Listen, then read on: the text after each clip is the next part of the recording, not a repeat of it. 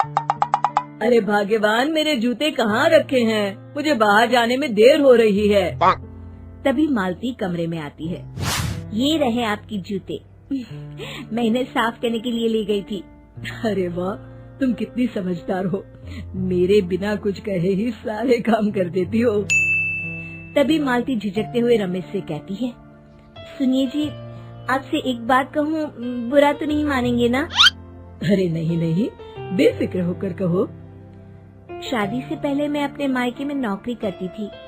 मैं चाहती हूँ कि अब मैं फिर से नौकरी करना शुरू कर दूँ। वैसे भी सारा दिन घर में बोर हो जाती हूँ। देखो मालती, तुम्हारे नौकरी करने से मुझे कोई ऐतराज नहीं है, लेकिन तुम्हें एक बात बता दूं, हमारे खानदान में आज तक कभी किसी औरत ने नौकरी नहीं की। फिर भी एक बार तुम माँ से पूछ कर देखो, अगर वो तुम्हें नौकरी करने की इजाजत दे देती है तो अच्छी बात है। रमेश वहाँ से चला जाता है। फिर उसी शाम मालती अपनी सास के पैर दबा रही होती है। तभी उसकी सास मालती से कहती है, अरे क्या बात है बहू, आज तो ठीक तरह से मेरे पैर नहीं दबा रही। किसी ख्याल में खोई पड़ी है क्या?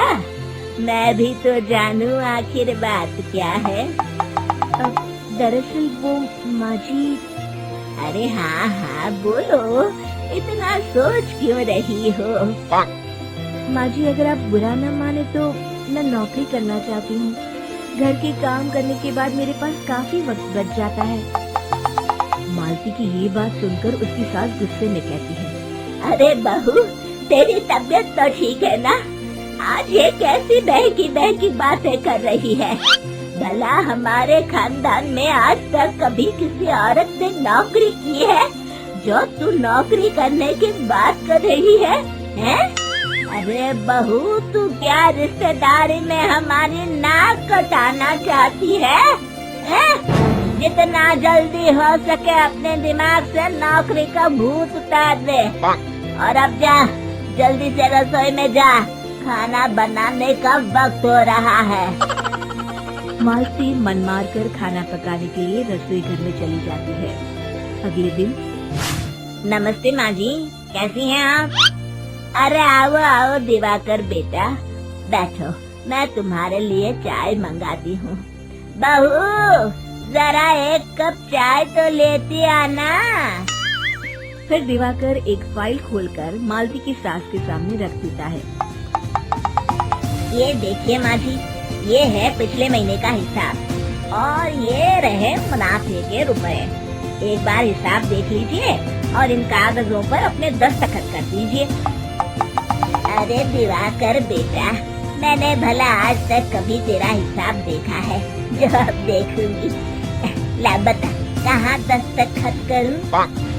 तभी मालती चाय लेकर वहाँ आ जाती है और अपनी सास को बिना कागजातों को पढ़े इस तरह लापरवाही से दस्तखत करते हुए देखकर हैरान रह जाती है। अच्छा माँ जी, अब मैं चलता हूँ, फैक्ट्री में बहुत काम है। फिर दिवाकर वहाँ से चला जाता है। कुछ दिनों बाद मालती बाजार में कुछ सामान खरीद रही होती है। तभी एक बूढ़ा आदमी उसे आवाज देता है, अरे मालती बेटी, कैसी हो? मुझे पहचाना? मैं तुम्हारी कंपनी में मुनीम का काम करता हूँ।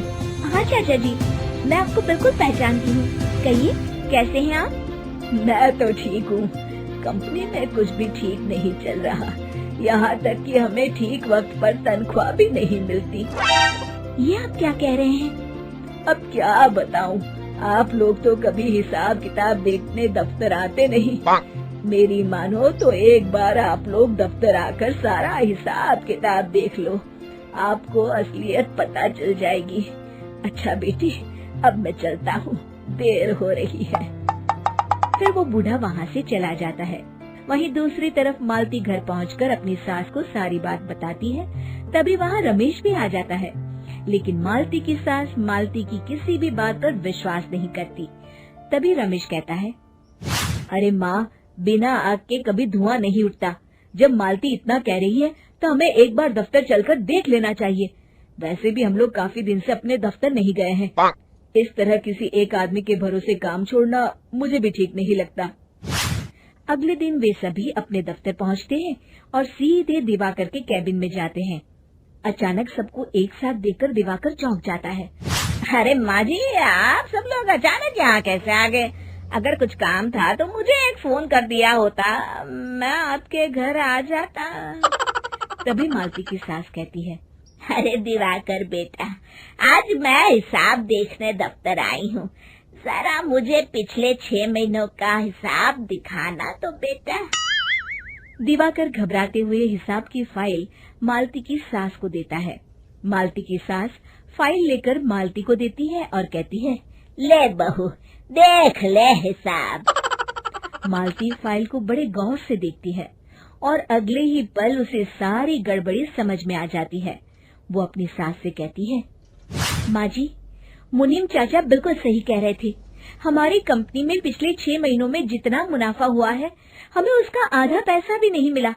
यूँ समझ लीजिए कि 1 रुपये में सिर्फ चवन्नी ही हमारे हाथों में आई है।